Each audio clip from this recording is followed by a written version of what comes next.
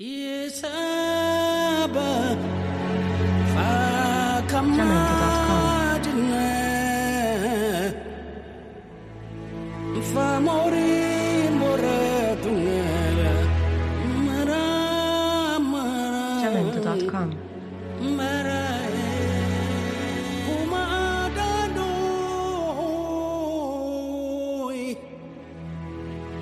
Hi, this is Agniola.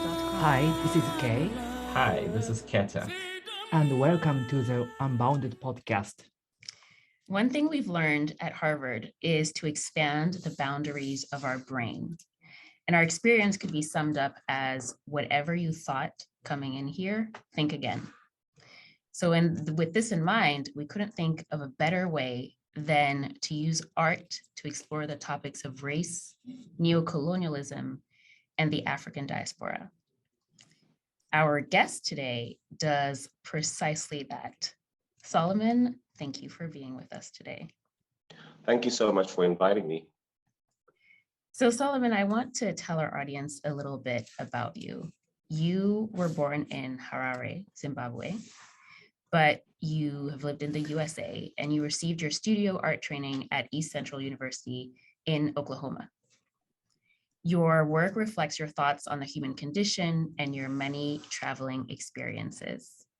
You've explored themes that resonate globally, such as love, identity, sexuality, alienation, discrimination, celebration, and last but not least, the experiences you faced as a foreigner in a new land and the idea of being different in your own home country. You have said, I quote, "If anything, I want the viewer to leave feeling happiness, confidence, and above all, being aware of the identity and authentic self." Often we get so caught up in daily activities that we forget to ask ourselves important questions like, who am I? What are my beliefs? What do I stand for? And how can I contribute to this universe during my tenure here? Solomon, your series titled Rendo, which means journey, is a diary of your daily experiences and the emotions evoked by these events. Essentially, you are recreating the narratives of Africans, those at home and in the diaspora. I know there's a lot to say about this, about you, so feel free, please, to add anything that we didn't capture. Well, I would say I, for the most part, am a multidisciplinary artist. So apart from painting, I do sculpture, I do printmaking, I do graphic design. I'd say I'm more vested in storytelling visually. So whatever that entails on an art scale, I feel I'm always there. And I would also want to add that I did filmmaking and television production just before I started with my fine art career. Well, without much further ado, thank you for that, Solomon. Let's just jump right into the questions. We'll start with the topic of the African diaspora and transnational solidarity. Agniola, over to you. Thank you, Khetha. So one definition of the diaspora that we've learned was offered by a political scientist named William Safran. And there are 6 criteria to basically define diaspora. So we wanted to ask you, Solomon, if there are 1 or 2 or more of these 6 criteria that you can resonate with, and if so, which ones? So I'll slowly run through the 6 of them. The first is having experienced a dispersal from your homeland to 2 or more regions. The second is having a collective memory about your homeland. The third is believing that you will not be fully accepted in your host society. The fourth is regarding your ancestral home as your true home. The fifth is believing that you should be committed to the maintenance or the restoration of your homeland's prosperity. And the last one is the strong ethnic consciousness and solidarity that are shaped by a belief in a common fate. So I know that was a mouthful, but I wonder if there's anything that particularly struck you and that you want to go deeper into. So interestingly enough, I think it's been in phases for me. Initially, when I first moved to the US, I think number 2 resonated with me more, having a collective idea of home And there's always been a gnawing at the back of my mind about, childhood memories and, even social differences when I first moved here. And in getting to live here and, experience different environments, I've lived in Oklahoma, California. I will say I've been accepted, I feel, but I now feel a very strong sense of reshaping the narrative of like Zimbabwe, of myself, of other Africans. So I'd say the last two now in my current life resonate with me more. I love that. Thank you. I remember a quote from class about another class about knowing history, knowing our own history and knowing ourselves. And so the fact that you talk about this collective memory that then helps inform the narrative, that definitely resonates with us. And that links to our second question, which is that you've mentioned that one of your goals in your art is to hear the voices of the African diaspora, their trials, their tribulations, and their concerns. And so we want to ask you, what is that message in your opinion? What is the message of those voices and how do you convey those messages in your art? I feel for the longest time, Africa has been considered a basket case, a dark continent, and all these negative connotations, which I only started realizing once I moved here, funny enough.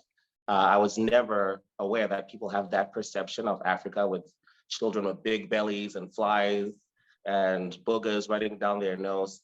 So I feel one message I would want to, or that I aim to put forth in my work is that Africa is a formidable force, just like any other continent, that Africa is to demystify this notion that Africa is a dark continent. We have so many intelligent people and big-brained people, especially evidenced at the Africa Development Conference. And that's what I aim to put forth, and also to put a fresh narrative of what people perceive Africa to be. And that will also, I think, in itself, help us as Africans, empower us to believe that, because it needs us believing in it first before other people believe in it too. Absolutely. Thank you. And so I also hear you talk about reshaping our narrative, talking about our common force. So as a member of the diaspora yourself, how do you see yourself and your art contributing to social and economic progress in Africa? So I realized, like, after moving here and getting more into the art scene, there is definitely a niche or a lack of African art. I know there's more West African art for the most part, but in other regions, there's a lack of representation from other different, African corners and pockets. And so I am aiming to incorporate my work and, integrate more with the Western market here. And in so doing, I feel like that will also open opportunities for other, Africans who are aspiring to follow the same channels and pathways. I mean, we already have amazing artists who've done that. Kehinde Wiley, Wangechi Mutu, Nelson Makamo, and all these other artists who are helping pave way for, artists like myself and other younger artists. And also, I think eventually, I would want to start grants and residency programs, which will allow people from back home to also come and experience what living like an artist is like here. Because unfortunately, I feel like back home, art isn't taken as a serious career path. And I would want to challenge that notion, through these residency programs and travel grants and other incentives to help people back home come here, which in turn will generate money for them to take back home, and a few other things I have in mind. Absolutely. I think that also relates to this topic of transnational solidarity and building that transnational solidarity across the continent. So I think you touched on the next question. So I think I'll ask you just the last one, which is a little bit different, but we've seen this wave of return to the continent of looted art by colonial powers. And I wonder what your thoughts are on that. Do you think it's a step in the right direction? Do you think it's enough? Or any thoughts that have come to your mind as an artist? I think it is definitely a step in the right direction. It shows acknowledgement on the part of those who looted the pieces, first of all, which is a big step in itself. And I also feel it helps to add back to the narrative of what our Africa used to be before, this colonial perception that we were nothing before colonialists came. So I feel like in returning back the looted art pieces, that helps reshape our history or reinstate what our history is actually. And because the people without their history are doomed. So I feel like it is a step in the right direction. Thank you so much. I think this closes out this set of questions. And so to close this one out, we wanted to ask you if you could describe 2 pieces that you have on sale and share with your audience how they relate to this first topic of the African diaspora and transnational solidarity. Okay, so in moving here, I moved here when I was 21, and I guess that's of age, but I honestly felt like a child when I came here because everything was so new. I didn't believe I'd get culture shock, but I found myself being exposed to a lot of stimuli, just even the way people do business, the way people, social cues, which I wasn't used to. And back home, it's more about communalism and being together, and here it's very individualistic. So I definitely felt like a child, and I think that's expressed here by this piece. Even elephants have wings too. And I think it was a reminder to myself that I'm still valid, even if I'm in a new city, if I'm in a new world, if I'm in a new place, to still feel like I have value and I have something to contribute. And even though I feel out of place, again, I still am of value to society. I love that. Thank you so much. And the next piece I would say is disappointment with God. And I'll say this was after moving here. I thought it would be seamless and easy moving here. I think we often don't tell each other as people in the diaspora of the challenges we face.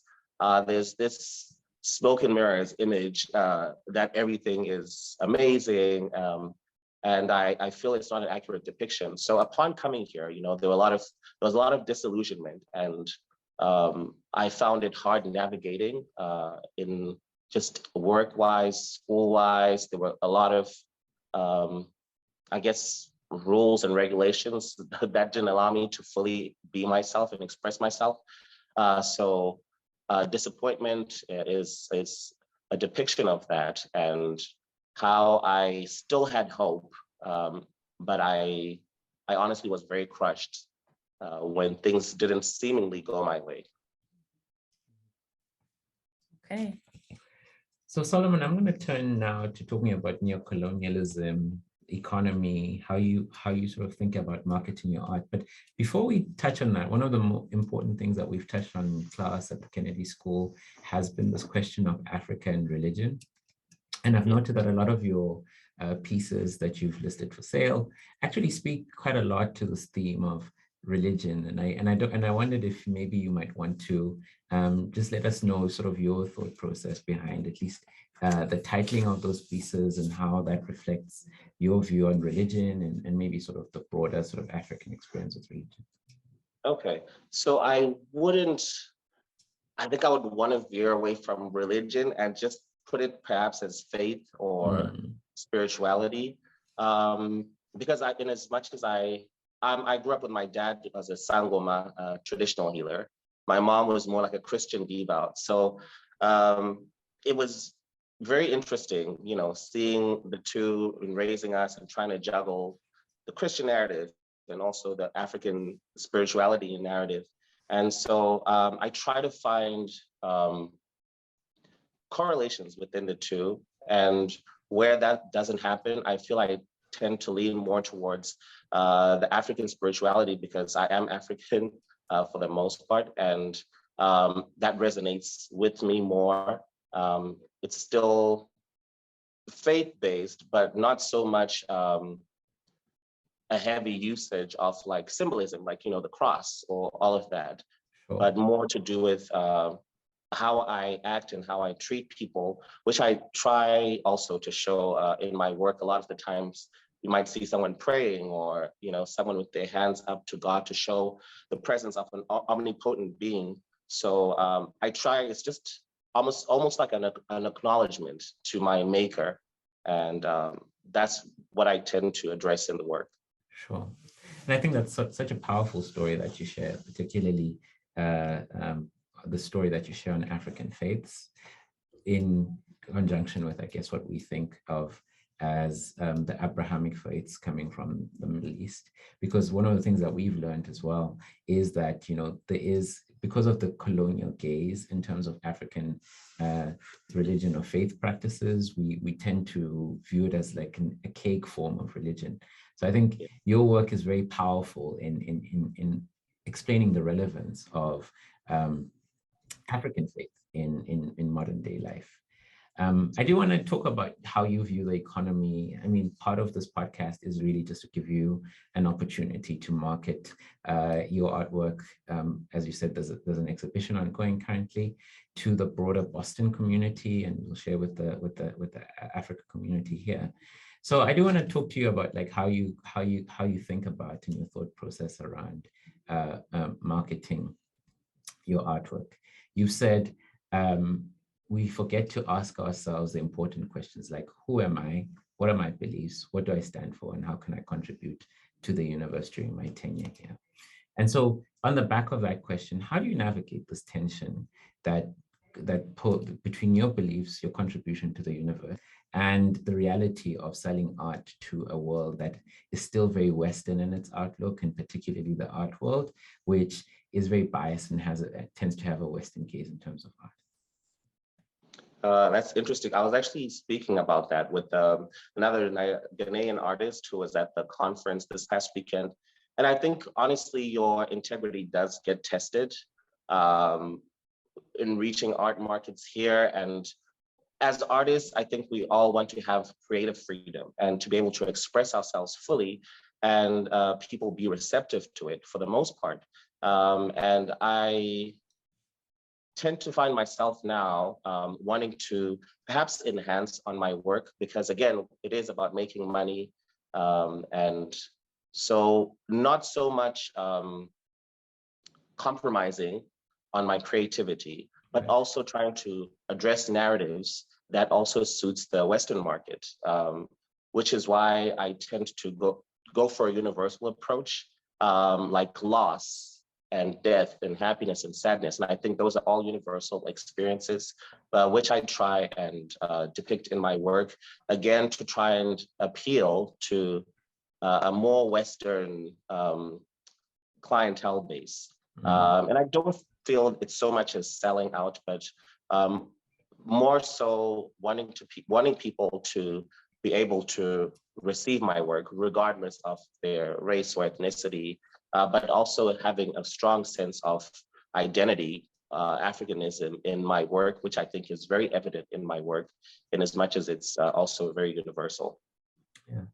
Thank you. And I'm quite interested about this point where you're saying you're talking to a Ghanaian artist. And so you are in conversation with the African artistic community.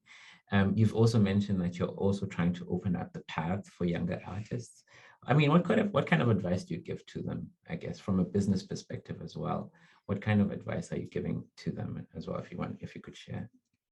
I would say to connect with people who are more business savvy than yourself, because being creative is one thing, but running a business is another. I've been privileged to find people who have helped me, like my manager, Peter Jones, who's more like economic based, marketing based, and my father, who's an entrepreneur, my brother who does. So trying to reach out to people around you who are into, business related, marketing related, economic related paths or careers to be able to inform yourself on how best you can build your business and also build your brand, because it's really important, how the world perceives you, how you market your work, and being able to invest and again, knowing which market to cater to also. So I think that's what I would tell them for the most part, know how to do business. Yeah. Yeah. And such an interesting perspective, when I listen to you talking about your family, your business manager, because, we live in a society in the West where people are very individualistic. And actually, one of the things we're learning is going back to these traditional African institutions. I think maybe I'm using that word a bit loosely, but how we think about like communal support as Africans, I think is quite an interesting way of just showing that, part of like our advancement, maybe not even only in the art space, is really reaching back to some of the things that we have mastered in our own sort of cultural practices and beliefs, and something that we've touched on a lot. Yes. Thank you for sharing that point. Thank you. So we live in a world of ChatGPT, AI, machine learning, and one of the things that have come up, particularly for artists, has been these new AI image generators, which, even though they're cool and we generate like interesting images of ourselves, there's a real problem now that the artistic community is facing in terms of protecting their copyright, protecting their intellectual property. And I mean, I don't expect you to have done a lot of work around this, but I mean, I just wanted to think, maybe is this another form of neocolonialism? Is this the next threat to African artists? Like, as you were talking about the stealing of West African art, could we be looking at a world in which AI generated art like DALL-E is undermining the value of African artists? So I would start with, we can't run away from technology and technological advancement and the evolution of technology. And I think the best thing we can do, even as African artists, is informing ourselves about AI and perhaps building, I don't know if it's a thing, but like database farms or where we can keep and protect our art. And also, I know there are channels like, creating NFTs, again, which is another way to like minting your work and being able to still have some kind of rights to that. And unfortunately, it's sad because I think art initially started with museums and galleries, the traditional way, and then we started having social media, and now there was more exposure. But it also gave artists a lot of power and rights to their work. And now with the coming of AI, we, I guess, as the artists who are used to the social media and internet phase, are now the new traditional galleries and, all museums. So I feel we really just need to educate ourselves more, because we can't run away from it, and perhaps talk more with people who are into technology and AI and try and, find ways in which we can safeguard and protect the rights to our work. Sure. Yeah, thank you. And I think, this point on galleries that you raise is quite interesting. Agniola and I went to the Boston Contemporary Art Museum. And we realized that, you talked about being a sculptor, for example, that you also need to, sometimes tech sort of takes away from that experience of art, because sculpture, I imagine you have to feel the texture and things like that. The texture, yes. And I forgot an important thing. I feel people really respect, even with Instagram and all this digital face thing, and even in photography, people still appreciate things created by hands, which is why, crafts and stuff are still an important thing. I think there are people out there, special collectors, and everyday people who still appreciate having the artist hand, seeing the artist hand within the pieces also. Yeah, amazing. So speaking of seeing the artist's hand, we're going to look at a few more pieces from you, speaking to this theme of neocolonialism and economy. And this one again, as you can see, I was referring to and I think that was echoed by Artham Tambara, where he was like, as Africa, we should consider ourselves as one voice and one people, and not, this whole divisive, I'm from here. And so this piece, I think, speaks to it, the importance of solidarity, togetherness, just as it was shown. I keep referring back to the Africa Development Conference because it was so amazing, right? But I saw people in economics, people in politics, people in art, we were there, and trying to find ways in which we can come together and build a better Africa, building Africa on our own terms. So I feel this is representation of that in this piece, which is called, if you want to go far, go together, right. Which comes from the African say, yeah, if you want to go far, go together, which comes from that African saying, literally. Yes. Yeah. Beautiful piece, by the way. And thank you. Thank you. So the next piece that you have is it a love letter to my maker? Yes. Mm-hmm. This one speaks more on faith, and also I use hands a lot now as a form of, again, acknowledging my maker, as a form of showing connection between people, as a form of building new relationships. And I think I did a live painting at the conference last week, which I titled Kubatana, which means togetherness. And again, the importance of human touch, which I think symbolizes unity and togetherness in trying to spearhead or overcome challenges. Right, beautiful. I just a quick question on in terms of, like, we're just talking about texture and color and the use of color here. Did you read anything, I guess, in terms of, I don't know if the skin is peeling off, or but in terms of like your use of color in this particular piece? Oh, yes. Yeah, I can definitely speak on that. So with this piece, I used coffee. I mainly use coffee. This series is titled A Tale of Mud and Honey.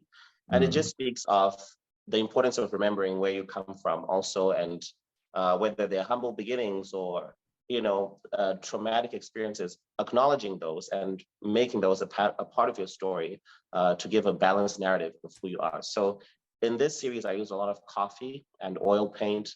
And my work tends to have a lot of juxtapositions. I am very intrigued by entropy, like the slow decay of things. And I like to juxtapose that with rejuvenation and renewal. So you'll see a lot of my pieces are, things breaking down, but also bright colors to show regrowth and regeneration. And the need sometimes for the demise of something to usher in something new. And so you will see a lot of that with my pieces. And again, I have a special technique I used with this. There's something we call gesso, which we use to prime canvases, and I mixed it with a couple of my concoctions, which I won't share. And that's how I come up with that texture of the mud, and they're amazing when you see them in person. It's a lot of depth to the texture. Yeah. And as someone who's actually seen your work live, actually being painted in person, I can definitely attest to just how moving and evocative your pieces are. So you've just spoken a bit about identity, and I'm going to switch it over to my colleague Kei, who will who will ask some questions on identity. Thank you so much. Yeah, thank you, Khetha. And hi, Solomon. So last but not least, we are going to cover the topic of race and ethnic identity. In class, we learned the concept of race and ethnicity are different ones. Race is a socially constructed subject, and one of its definition is a group of common origin with common physical characteristics. On the other hand, ethnicity is a cultural concept which is defined as a common consciousness of shared origins. As we briefly introduced at the beginning of the podcast, you were born in Harare, Zimbabwe, completed schooling there before coming to the US for college in 2011. As not all our audiences may not be familiar with Zimbabwe, could you tell me if and when you became aware of a race and ethnic identity, and how your perception has developed over time? Okay, so I will say, first of all, growing up in Zimbabwe, the population is majority Black people. And in as much as the population is Black people, since kindergarten, I've always been schooled in predominantly white schools. Since kindergarten, primary schooling, and then going into high school, college, it was, I guess, a bit more integrated because at that time, that's when you had a lot of white farmers and white people leaving to go to England and all of that. So I was never aware of that. Like, even in all of that happening, I think I became more aware of it during the War of the Third War, Chimurenga, the second, third Chimurenga, second Chimurenga, I'm so sorry, which was trying to redistribute land to people. And I think that's why I saw a kind of division between the races. And then in moving here, I had never been aware so much that I'm Black. It comes from filling in forms at the airport, school, applications, everything. And again, it's almost like Black or African descent. And sometimes it was very, difficult. Like, okay, which one am I picking? Sometimes it's just Black. Like, okay, do I just refer to myself as Black? And also in navigating, it's hard, to place like your real identity, especially I think when I moved far from home. So I became more aware of it when I moved to the US, and also in hearing stories of racism here, and also sometimes the way I've also been treated, which I have questioned. And you question, is it race? Is it, what is it? Like, why was I treated that way? And my white friend wasn't treated that way. So I became more aware of it here in America. Thank you so much for sharing your story with us. Your story very resonates with my case because I was born and raised in Japan before coming to here 2 years ago. So that was super insightful. Yes. And the next question is, in your recent post in February on Instagram, you posted, quote, "I am honored to be chosen as the first African and first Zimbabwean artist to be featured in the Washington Performing Arts Gala. Congratulations." So Thank you. I'm very curious about when you first defined yourself as an African artist. And on top of being African and Zimbabwean, when do you first identify as an artist? And if there's anything like, do you identify yourself in a different way on top of, being African and Zimbabwean? Thank you. Yes. So I will say when I first started, creating art and being an artist, I was trying to be very impartial and not say I'm an African artist or a Zimbabwean artist. And I'm not sure, I'll be honest, whether it was out of fear that people might view my work as less than, my other counterparts who grew up here. But I think in getting to be more confident with who I am, getting to be more confident with my identity, it's made me really want to push that I'm an African artist, I'm a Zimbabwean artist too, because we lack African and Zimbabwean artists in the art spaces and just in general what they call the art canon. So I feel it's really important that I state that so that even if I am privileged enough to be in any art history books, they can say, okay, he was an African artist, and anyone aspiring to be an artist can look at that and say, okay, well, if he can do it, I can do it too. So I think it's really important that I reinstate where I'm from, who I am, because I would be remiss to act like I just came out of nowhere and I'm an American citizen now without acknowledging the very place where I'm from, which is the motherland. Thank you so much. I remember you briefly touched upon at the beginning of the podcast as well, but could you, last but not least, could you elaborate on your goals as an African/Zimbabwean artist with us? Okay, so I think, again, my goal is, first of all, to get more exposure with my work here, to have a wider audience view my work, which I feel in turn would also entice them, because people are curious. I think the art market is curious. People in general are curious to know more about Africa and to know more about our culture there, and the different influences in our work. What we have, I think, as African artists, which a lot of artists might not have, particularly here in the West, is sometimes a cultural background, and be it traditional rain dances or regalia that people wear, or the kind of utensils we use, or the houses and everything we have back home, the flora, the fauna, is something people don't have here, and people are really thirsty to, in a positive way, to see all these amazing, different multi-cultures. And I think it's even shown in the way people are traveling now more to Africa.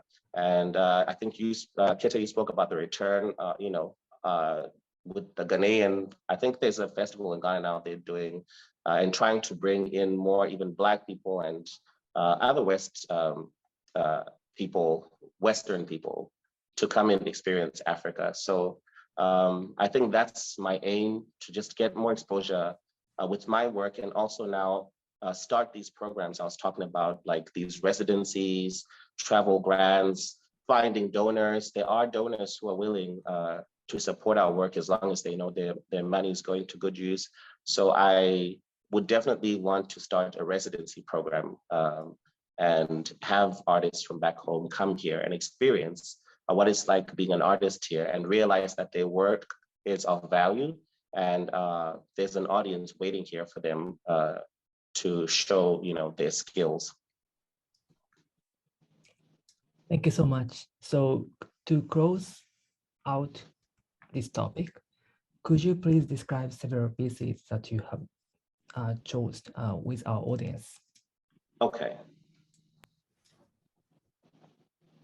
So I would say this one to date from the Tale of Mud and Honey series is my favorite.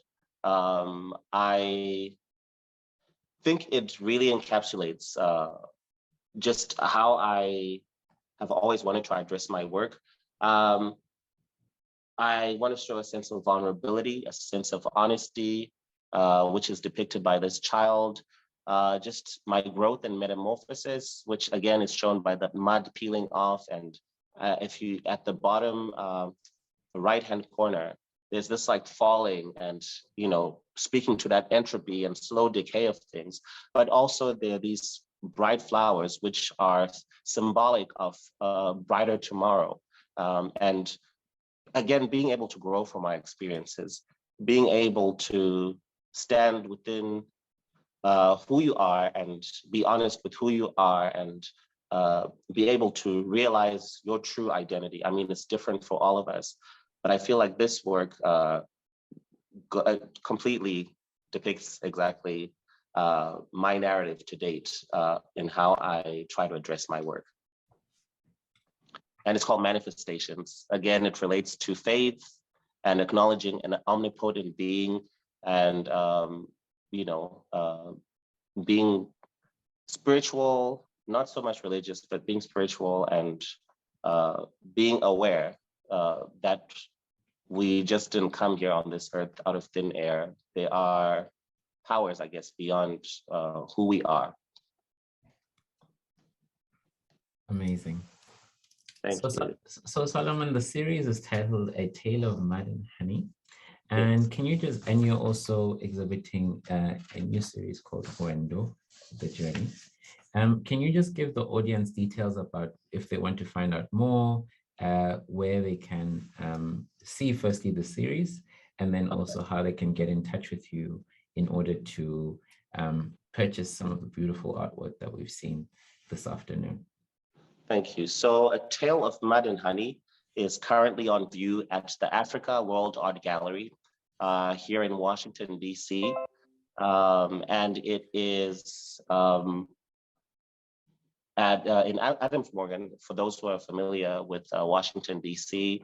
It's going to be on view until the end of this month.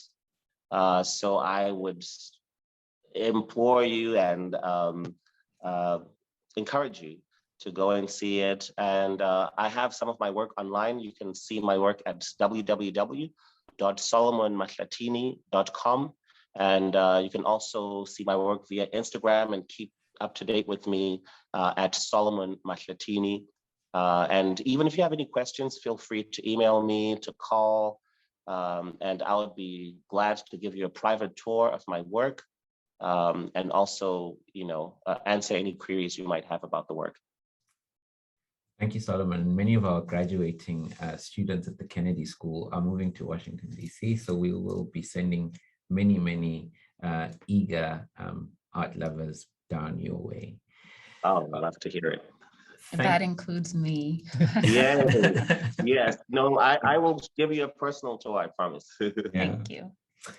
All right. Thank you so much, Solomon Mahlatini, for joining us again virtually this time. You were with us on Saturday, but you're joining us virtually today in the Harvard Innovation Lab studios here in Austin, Boston. We are 3 Kennedy School students talking about African politics and perspective. That's a wrap, and we hope you enjoyed this episode of Unbounded, and see you next time. Hi, thank you for having me.